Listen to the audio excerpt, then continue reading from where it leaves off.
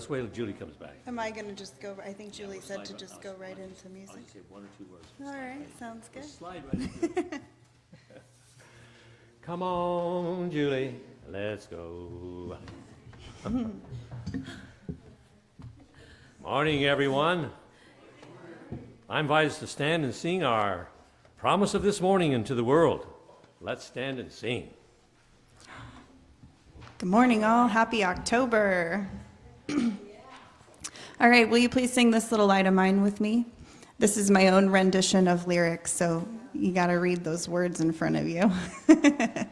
All right, here we go. Ready? This little light of mine, I'm gonna let it shine. This little light of mine, I'm gonna let it shine. This little light of mine, I'm gonna let it shine. Let it shine, let it shine, let it shine. This little heart of mine, this little heart of mine, that's gonna be so kind. This little heart of mine, it's gonna be so kind. This little heart of mine, it's gonna be so kind. Be so kind, be so kind, let it shine. This little voice of mine, it tells you what's inside. This little voice of mine tells you what's inside. This little voice of mine tells you what's inside. Let it shine, let it shine, let it shine. These little eyes of mine, they're gonna see the light. These little eyes of mine, they're gonna see the light. These little eyes of mine, they're gonna see the light. Let it shine, let it shine, let it shine. One more time, sing about your light. This little light of mine, I'm gonna let it shine. This little light of mine, I'm gonna let it shine. This little light of mine, I'm gonna let it shine. Let it shine, let it shine, let it shine. Let it shine, let it shine, let it shine. Woo, yeah. Oh. How do you like that? This little light. Thank you, and welcome to this little house of light and love, nestled right here on High Street Hill. You know, sweet. We're not hard to find. We're not hard to find. Now, you can find us right here at the center of High Street Hill, right the corner, and the driveway of Welcome to Your Spiritual Community Lane. Welcome. Let's pray ourselves in for this morning sweetness before we get on with the day. Ruth, would you do that for us?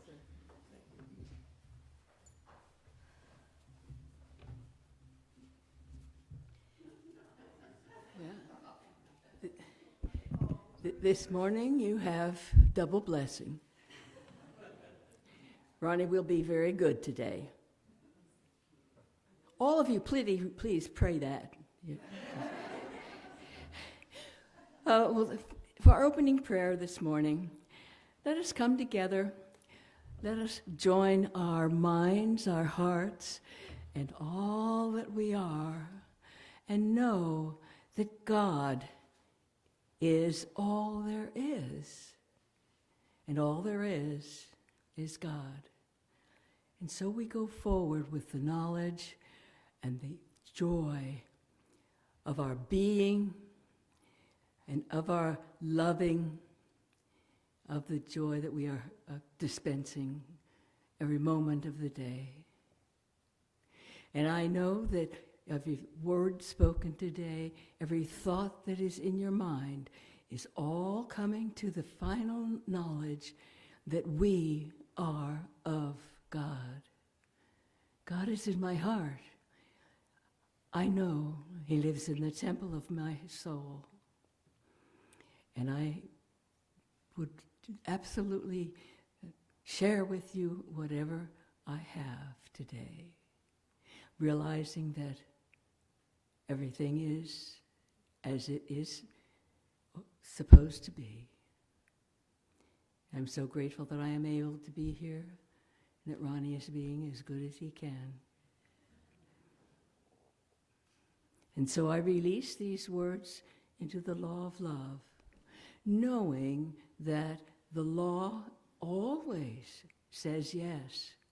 We may not recognize that the law has already proceeded to give us all that we need. And so if you'll join me in closing and saying, and so it is. Now, in your bulletin is they're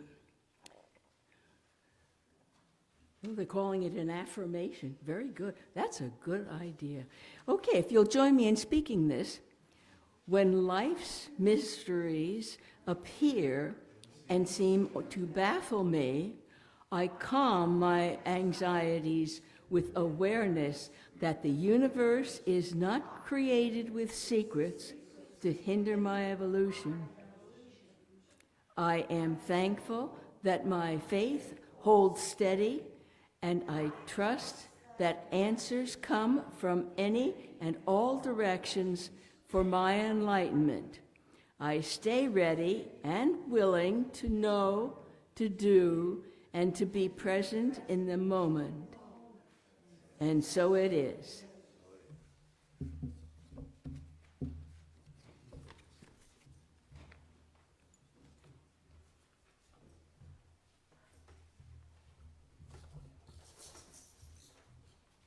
We will exchange pets.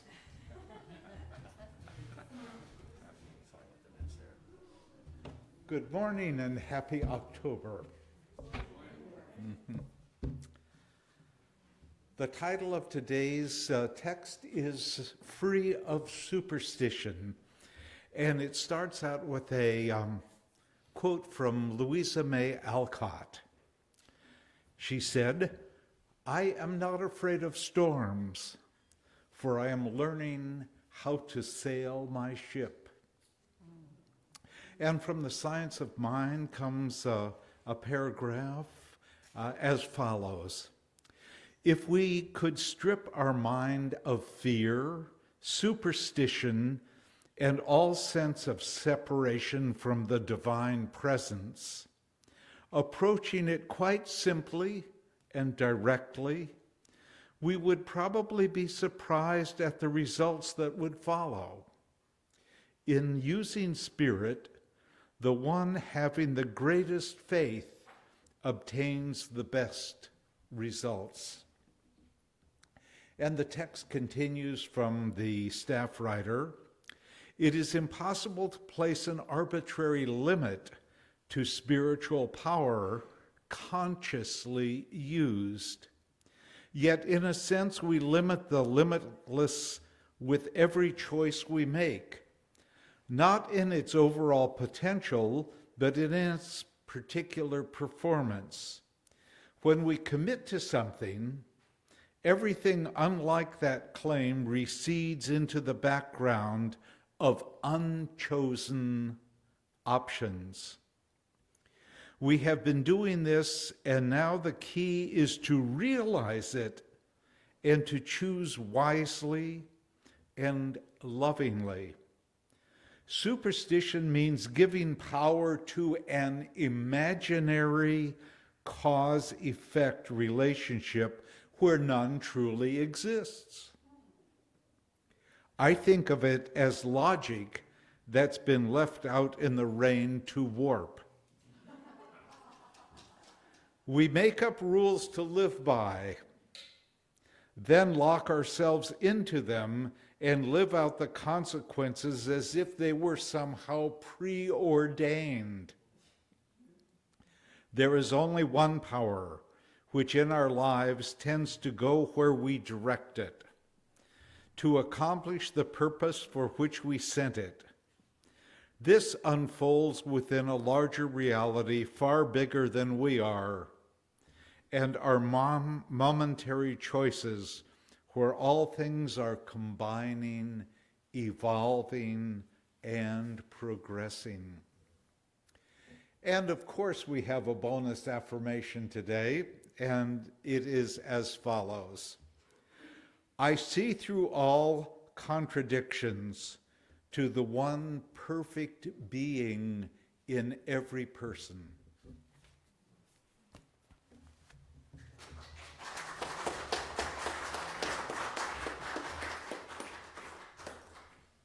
Don't we love our readers? Yeah, that's such good stuff. Such good stuff. Before we just move in, we do need a few announcements, just a couple here to cover on us. There's a new book study group. It's facilitated by Kathy Daniels. It's titled The Universe in a Single Atom, The Convergence of Science and Spirituality. Sounds pretty fascinating, Kathy. Thank you for bringing it to our attention. That's going to start on October the 13th, 2 o'clock in the afternoon. Runs to 3:30, and it's going to continue for 6 to 8 weeks, depending upon... And I believe there's a sign-up sheet out in the library. And the sign-up sheets in the library, yeah. Okay, so get in there and sign up quick before it's all taken up and you have no room. No seats left. Soup for the Soul. That's something you don't want to miss, but read that in your program. It talks about that. Faces of Gratitude workshop. There's something really good coming on with that. It's facilitated by Cheryl Ostrander, one of our practitioners, and it's that Faces of Gratitude helps us together where we can examine deeper levels of being thankful, being grateful. October the 28th at 1 o'clock to 3:30. Ask Cheryl, she's here, about the priceless pricing. I wonder what she means by that. I'll have to ask her, I guess. Priceless pricing. Confidential prayer request forms in the back of your pews there. You'll take a look at the front of you there. Anytime you have a prayer request, we'll take care of that for you. Put it in the plate, write it out. It'll go into the confidential place in the office, and only a practitioner or a minister will see that. Take care of that for you. Okay, so children, we have service for our children. Science Mind magazine copies, we got them right here. If you need a Science Mind magazine, don't miss reading this double magazine. It's really kind of interesting the way they've set it up. We got them in the library here. They're only $100 a copy, so I'll go get you a copy of that. Oh, I'm sorry, that's another thing. Please join us for our potluck, right, coming up? Okay, so right now, I think we're going to go into more music.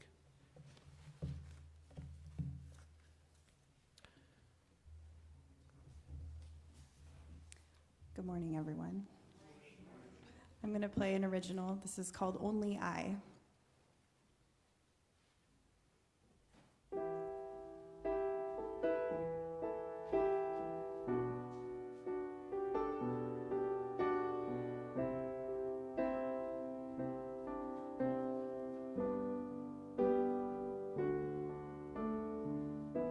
The path is long, but I am calm. Only I can hold out hope.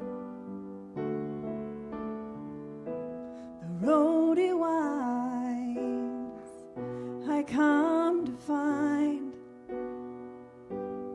Only I can hold the faith. I close my eyes and listen.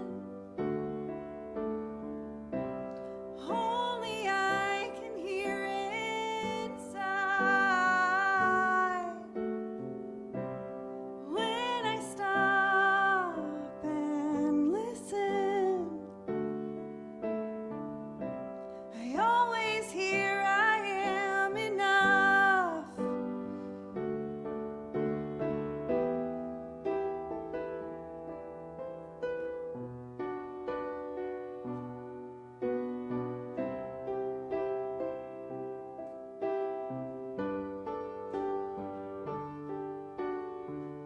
When it all feels hard and it's lost its charm, only I can bring the joy.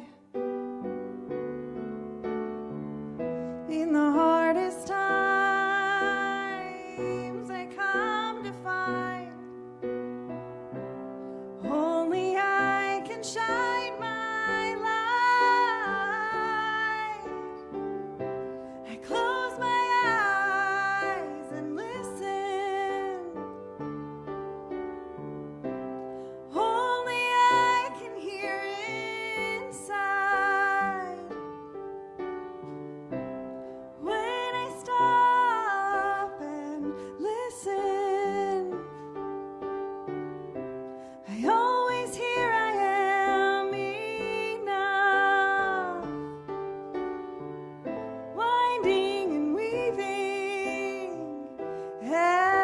changing.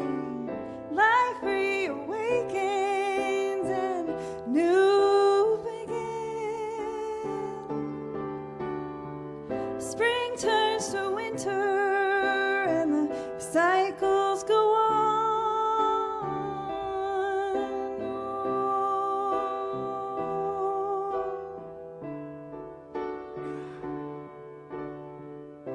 I close my eyes and listen. Only I can hear inside. When I stop and listen, I always hear I am enough.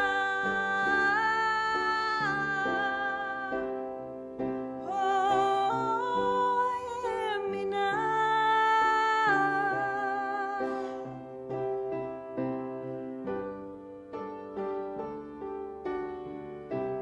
Ooh.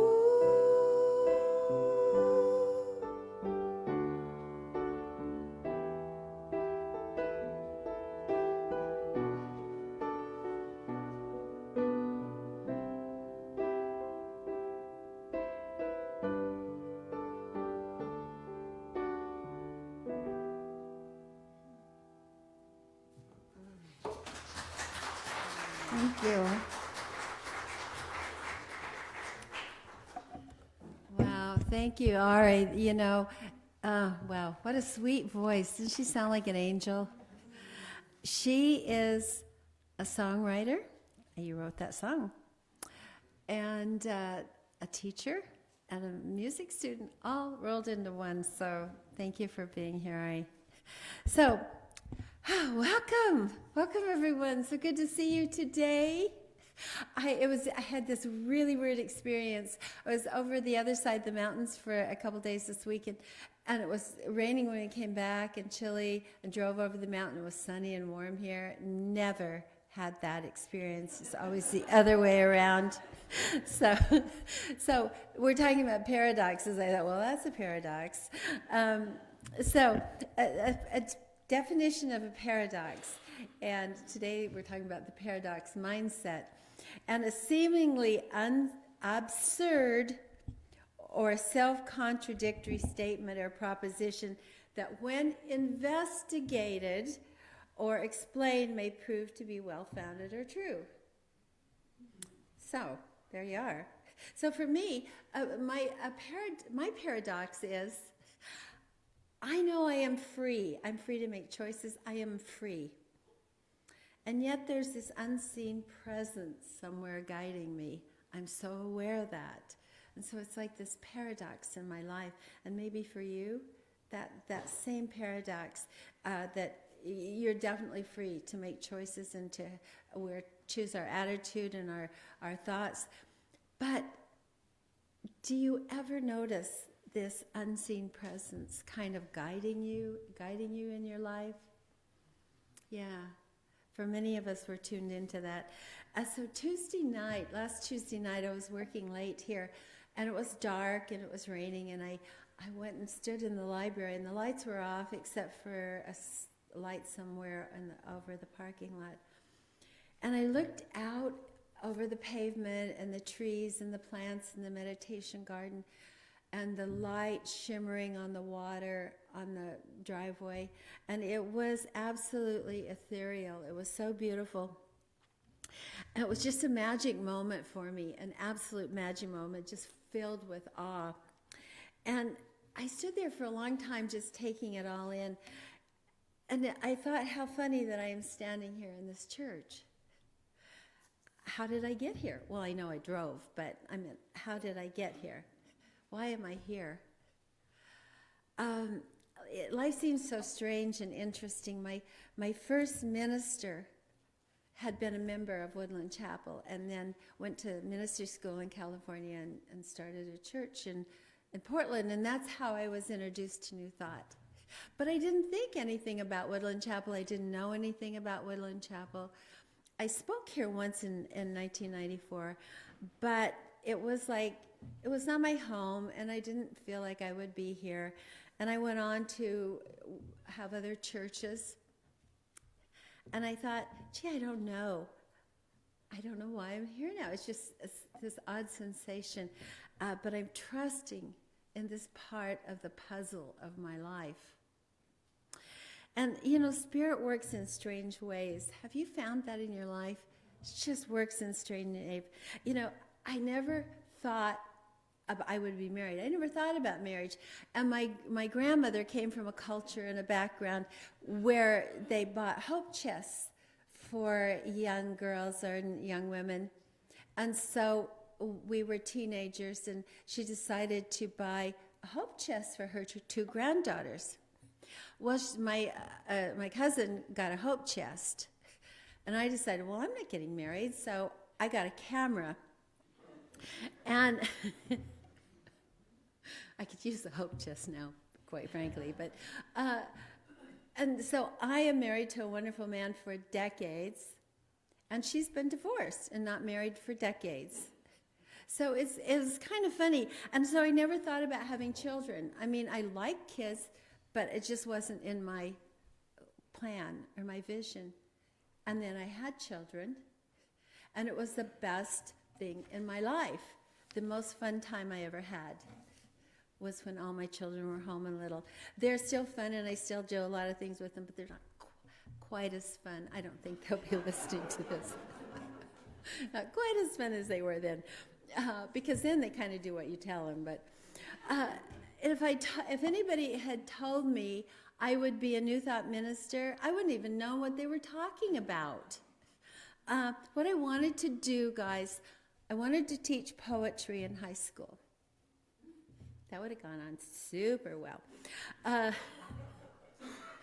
But there was this, it took an actual voice, an unseen voice, to get me to ministry school.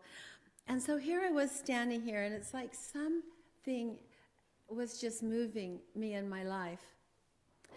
And I've done some things well and many things not so well, and I made choices, but there is like this presence that keeps moving me to places that I never thought I would be, or my finite mind couldn't conceive that I would be, standing in that library. So when you experienced that, how did you get to a spiritual center?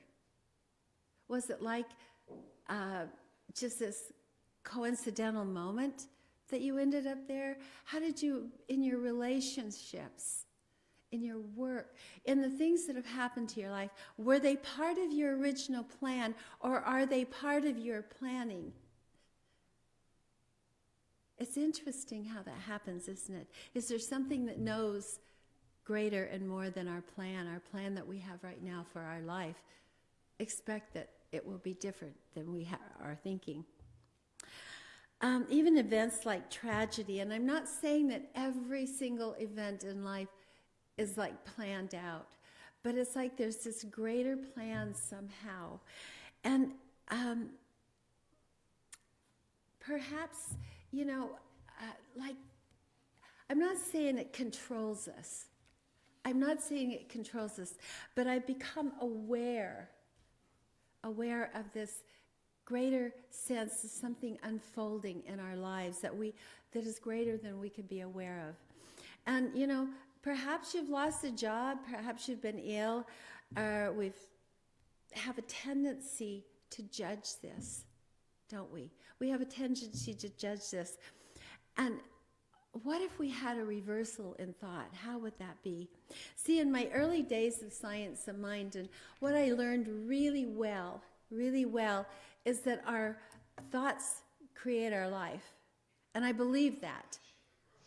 Edgar Cayce said, mind is the builder.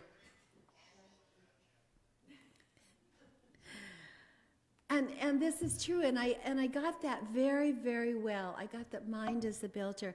And so what would happen for years in the centers that I went to, if you had a cold, I mean, you might not show up at church because, what are you thinking? That you have a cold. Or if you couldn't say I'm experiencing, I lost my job, or I'm experiencing no prosperity this week, somebody would say, cancel, cancel. And I get that because our thoughts are powerful, and we should pay attention to what we're thinking and what we're saying. And I get that.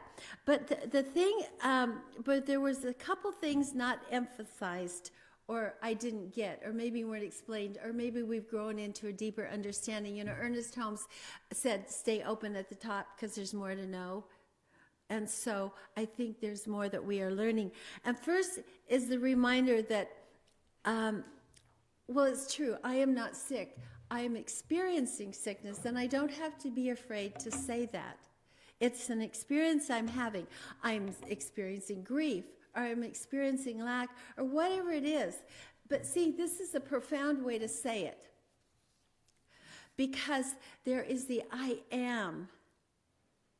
The separating, learning that there is the I am, and then there's the human experience. I am in human form experiencing something, but who is the one experiencing? Have you ever thought of that? Who is the one who has the body, my hand, my job? Who is the one that has that? Do we ever stop and think about that? That there is experience going on in this human condition, but the I amness of us is perfect. Because that I amness is of the wholeness of the divine expression. So to get that, and this is really important, to whatever we attach to that I am phrase is very powerful. It's what, see, because it's a conundrum, it's a paradox. It's not true when we say that. I am sick, that's not true. I am experiencing that, but the I am who I am is of this wholeness, of this greatness, this embodiment of the Spirit, the Creator, the creation, the oneness, the wholeness. So pay attention to that. And the second thing that I was not taught or didn't pick up or didn't pay attention to was that if I am having this experience, there is something to know. There is not something wrong with me. You see, we are whole and perfect in spirit. The I amness is whole and perfect. And I am having this experience, and I am inhabiting this body. For whatever that plan is that I am here for, I am inhabiting this body. You are inhabiting this body. But there is a greaterness in you. And so this body, this human experience, for whatever we came here to learn to know, whatever is part of the plan for our life that we did not plan, there is something to know. There's not something wrong with us. So they used to say, what is in your consciousness that you would have this? Well, okay, but that is not a blame thing. Did you ever say that? Hear that? Yeah. But that's a slight misunderstanding in the way that we interpret that. What is being offered to me? What is my soul offering to me in this human experience to learn to know? What greater opportunity to love, to come to the awareness of who I am, to wake up to my own wholeness. What is being offered to me? So whatever is going on in your life today, right now, what is being offered to you? What is your soul offering to you? You see, it is so wonderful. You know that story? It's actually a Taoist story of the poor Chinese farmer. I think most of us know this story here. The Chinese say Wing lost his horse. This poor Chinese farmer. He lost his horse, and all the neighbors came around and said, well, that's too bad. You don't know how they said that, but... and the farmer said, maybe. And slowly the horse returned, bringing another horse with him, and all the neighbors came around and said, well, that's good fortune. In which the farmer replied, maybe. And the next day, the farmer's son was trying to tame the new horse and fell and broke his leg. And all the neighbors came around and said, wow, that is really unfortunate. And he said, well, maybe. And so the emperor decided to wage war on a neighboring territory and came to get all the young men to go, all the able-bodied young men. But he passed over this young man because his leg was broken. And all the neighbors said, wow, how fortunate. And the farmer said, maybe. And so the story goes. So in China, when something happens, people will say, Sai Wang Shima. Well, no, I don't know if they say it exactly like that, but sort of. To remind themselves that others that sometimes bad things happen, which can carry a silver lining. And the silver lining for us, when we say maybe this is happening, is that there's a gift in that. There's an offering in that. And I know that for a fact. When I have a physical problem,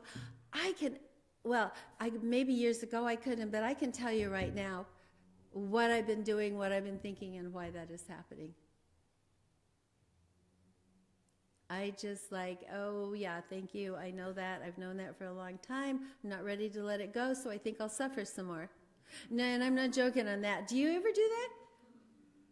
So do you ever say, oh, I got it, so I'm going to give it up, and I'm going to say, forgive myself and forgive others and let it go? And wow, do we choose to suffer some more? Isn't that interesting?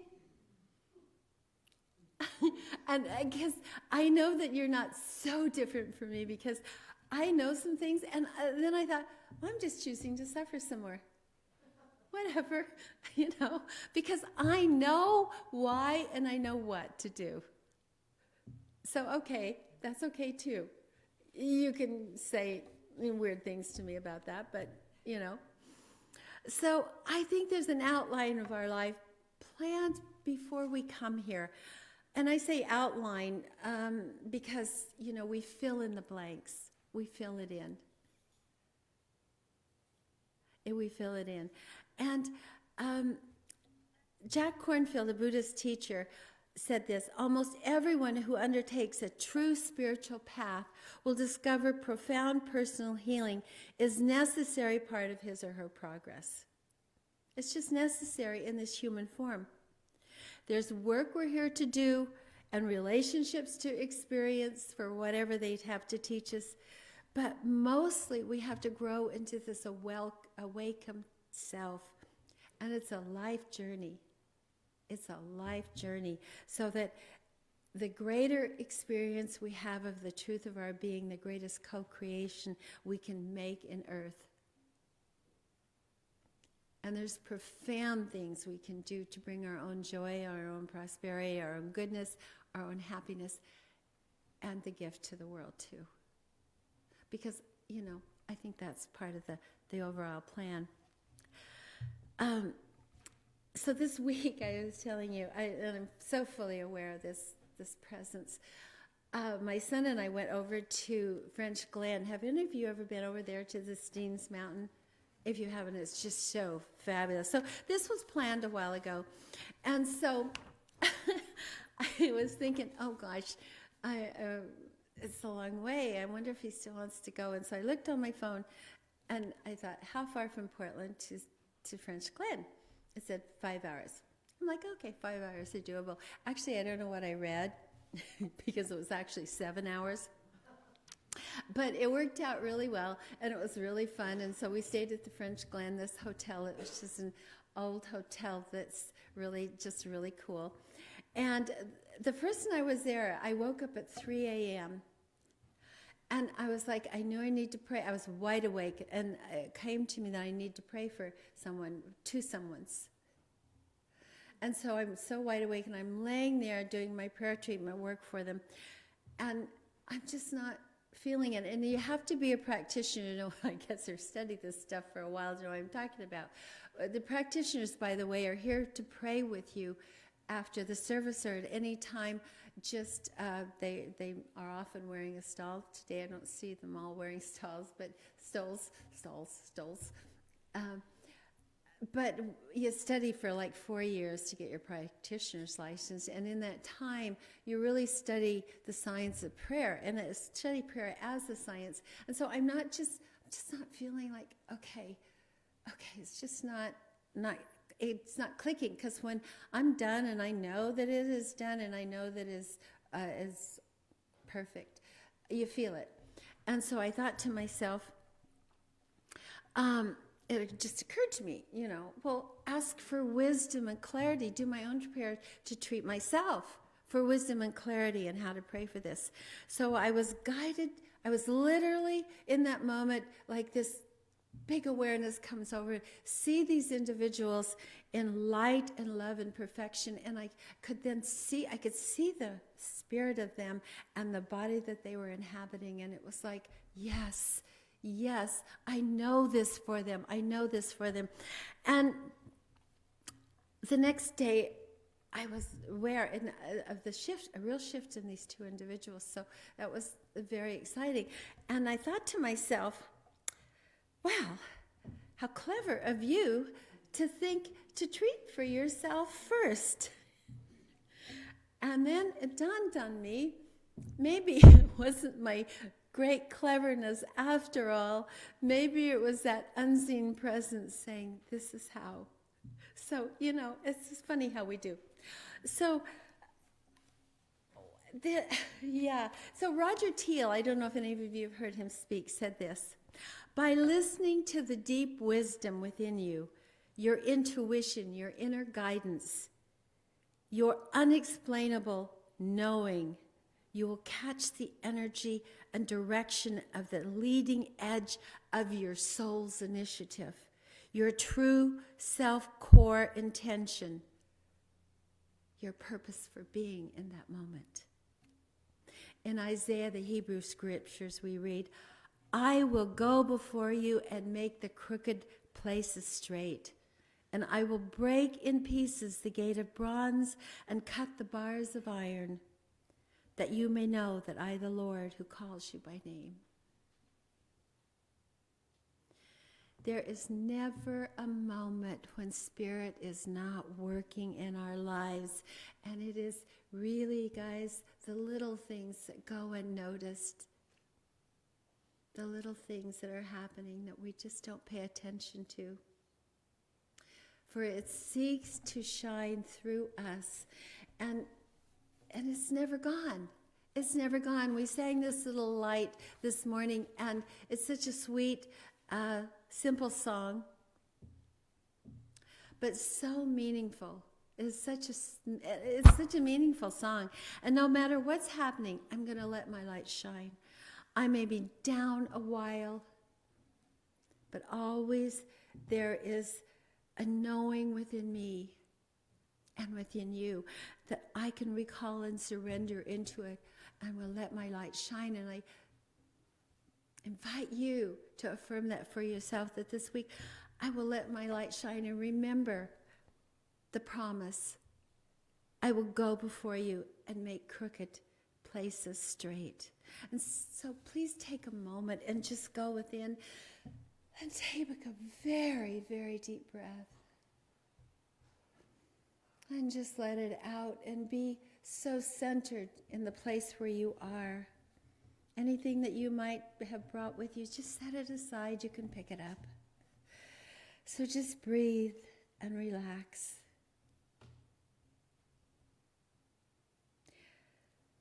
And breathe.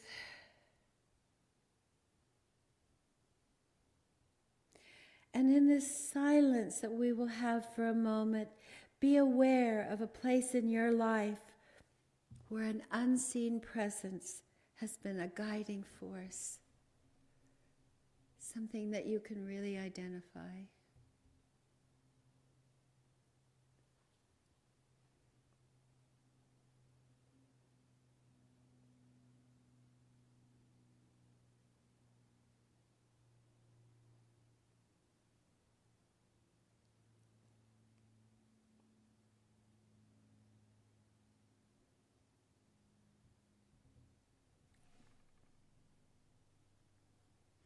And as you identify that place, remember that there are many, many other times.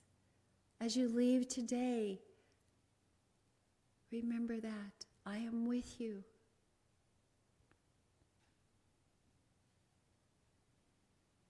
I will go before you and make straight your way. For when we take time to remember those little things and pay attention, then our faith builds, and the sense of security we have, that even when things do not look good, we know that there is a guiding presence leading us into greater good and greater good. For that is the promise, that we might have life and life abundant. So in deep gratitude for this knowingness, this awareness, I say, and so it is. Namaste.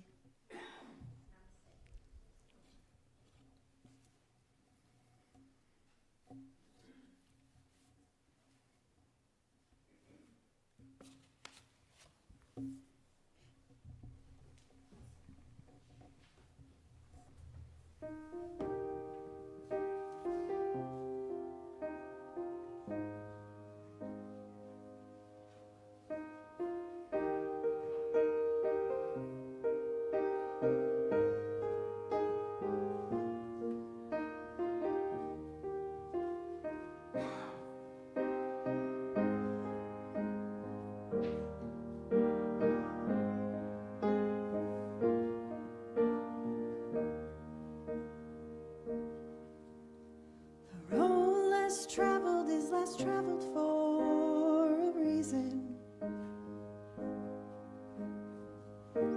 It's lined with mirrors, we must face ourselves. The journey's done on our own, with courage from the heart. It's easier to stay on the beaten path. Where others go, we follow, thinking they know better. But deep within, that little child's crying. Use courage from the heart. Only you know where it is. You alone can take the steps. Every day we have a choice to let ourselves be free and fall into who we're meant to be.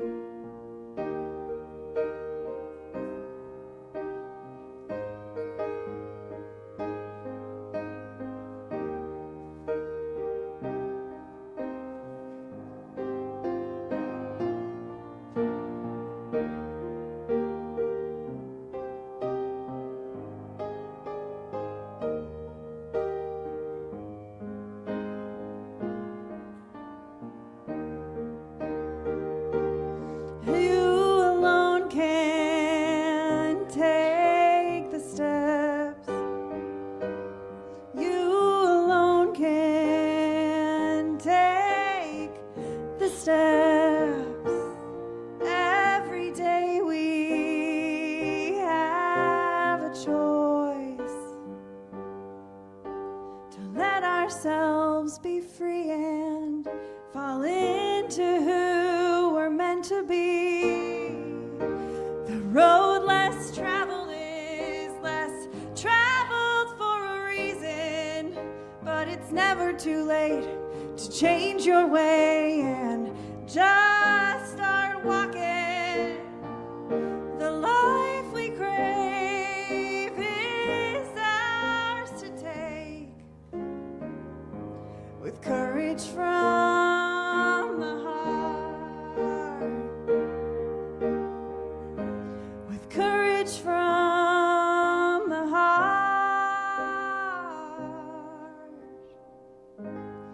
courage from the heart. Thank you. Thank you, Ari. Oh, my goodness. Well, thank you, Julie. That was a great, great message this morning. You seem to be sitting there with tears in my eyes thinking, what is she talking to me for? Goodness. Oh. Okay, well, this is our special time now. This is our time to come into our own awareness that we have had a morning that gave us a message, but we also have an opening of our heart that says it's time that we show how we can appreciate having a place to come and be and gather and be in spiritual community and feel how we can feel good about our life, maybe learn something a little more.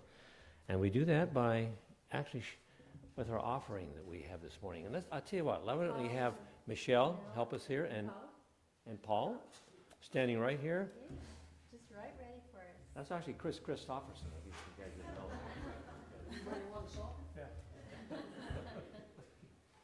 Okay. In the program, there is an affirmation that we use. So let's read that together, okay? It's down there where it says offerings. Okay. I think it's different than what we normally do, isn't it? It starts with divine love. Okay. Divine love through me blesses and multiplies all that I am, all that I have, and all that I give, and all that I... Thank you, God. The power word. Thank you, God. I am grateful. I am grateful for abundance in my life. I am grateful. I am grateful for abundance in my life. I am grateful. I am grateful for abundance in my life. I am grateful. I am grateful for abundance in my life. Here we go. I'm going to go to the podium where everything is also recorded. So you want us to go right through here up to there. Okay. So I take this time now to give thanks from the heart of this place we call our spiritual center. All the ministry team, everyone who serves you, has come here to serve and be served. I give thanks that you have the heart that's open to do what you did here today. Thank you for all that you've given, and we know that everything that is given will return, pressed down and running over, tenfold or more. And so it is. Amen. Yes. And now our prayer protection. Prayer protection. Very Indeed. powerful prayer. Indeed. Oh, it's in your bulletin. Yes, everything is there that you need. The light of God surrounds us. The love of God enfolds us. The power of God protects us. The presence of God watches over us. Wherever we are, God is. And all is well. And let's with joy and absolute faith in there is possibility for peace someday on planet Earth. Let's stand and sing our special song. I'm talking about peace. We're going to sing about it. I love it. May I have that hand? Get down. Oh, wait. Two hands of man right here.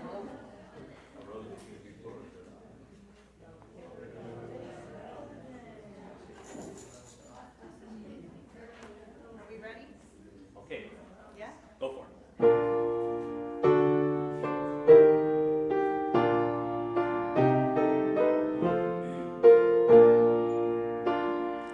Let